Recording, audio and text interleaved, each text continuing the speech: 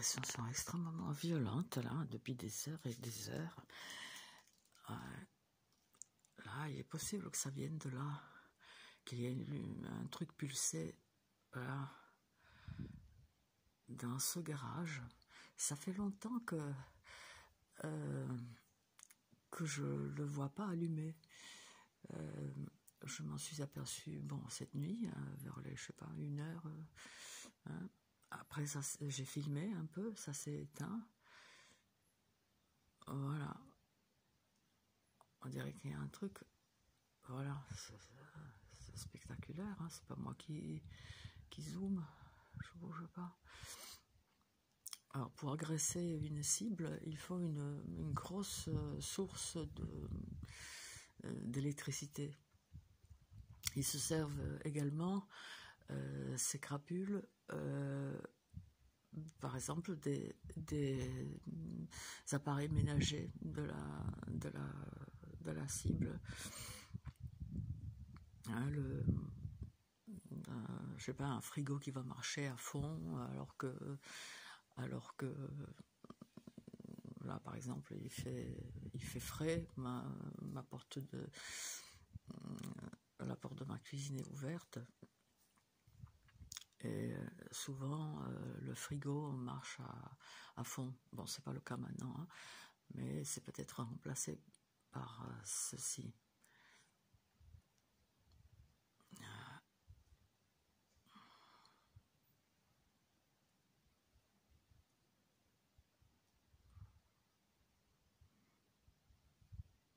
Oui, ce lampadaire, il a un souci, peut-être artificiellement provoqué, pour qu'il puisse le changer comme l'autre, comme cette saloperie à LED, hein, qui a été changé il y a à peu près 5 ans, un mardi soir à 20h. Hein, voilà, au moment où j'allais à un loisir, voilà, comme si le réseau laissait entendre qu'il y avait anguille sous roche. Et en effet, les tortures qui suivaient après les jours, enfin, peut-être pas tout de suite, mais je sais que après, par exemple, l'été, c'était au mois de février, je crois qu'il a été changé. Et une fois, bien après l'été, j'ai été obligée de sortir. Je m'étais mise là sur mon balcon, et les tortures, les agressions sont arrêtées à 7h du matin, au moment où le lampadaire LED s'éteignait. Aujourd'hui, on sait que les LED dans les voitures, par exemple, peuvent être la source d'agression d'une cible. Alors, pour ceux qui n'êtes pas au courant, ne vous gossez pas, parce que la situation est gravissime. Et ce qui est fait à nous sera fait à tout le monde, hein. Nous, on est des cobayes. 10 ans pour moi, 10 ans de torture. Même si franchement, c'est vrai que cette année, comme les années précédentes, il y avait un mieux. Il y a eu souvent un mieux pendant les 15 premiers jours de juillet, et cette année, ça s'est étiré jusqu'en août.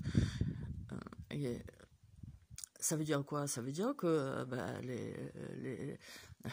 la main-d'œuvre, les petites frappes, les criminels qui participent aux tortures à distance, parce qu'on torture dans les immeubles en France, et pas que, hein, c'est en Belgique, en Tchécoslovaquie, en Russie de Poutine, aux États-Unis, là, il y a peut-être un demi-million de victimes. Eh bien, voilà, qu'est-ce que... Ah oui, j'ai plus de batterie, je me souviens. Un gars qui vient de sortir de l'immeuble.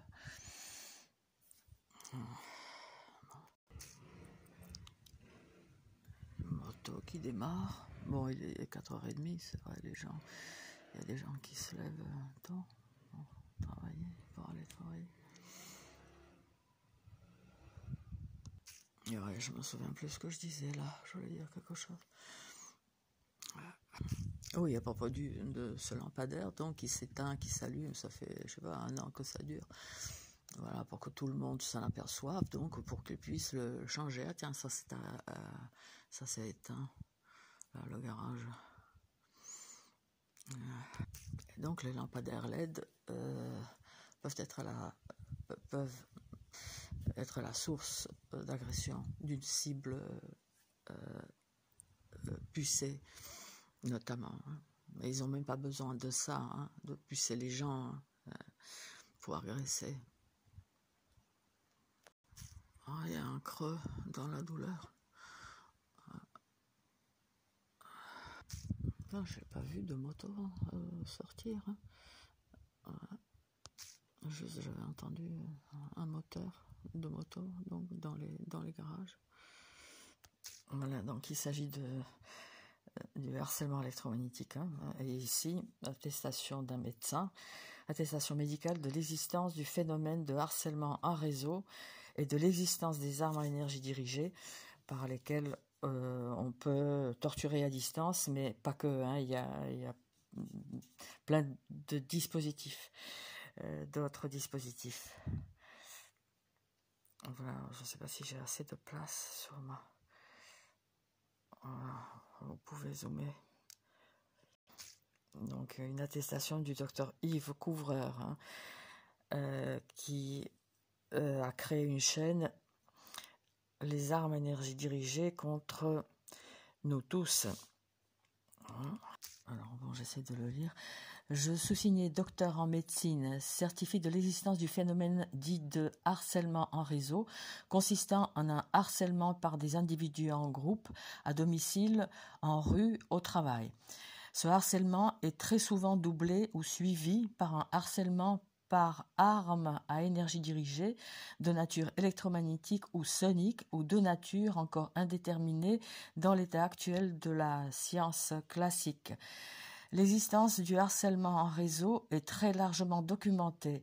Une rapide recherche sur Internet en langue française ou en langue anglaise, gang stalking, directed energy weapons, ramène très facilement une masse de documents de documents et de témoignages.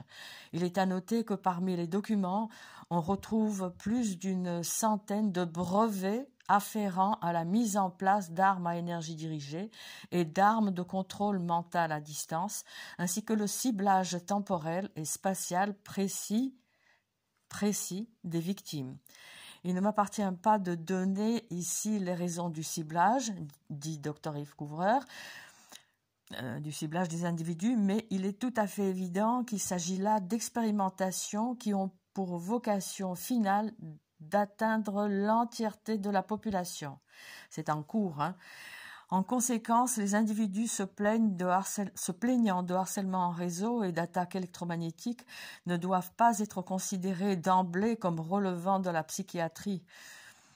Le corps médical, d'ailleurs, dans son ensemble, et les psychiatres en particulier, ainsi que la magistrature, ne sont pas au courant de ce phénomène pourtant massif.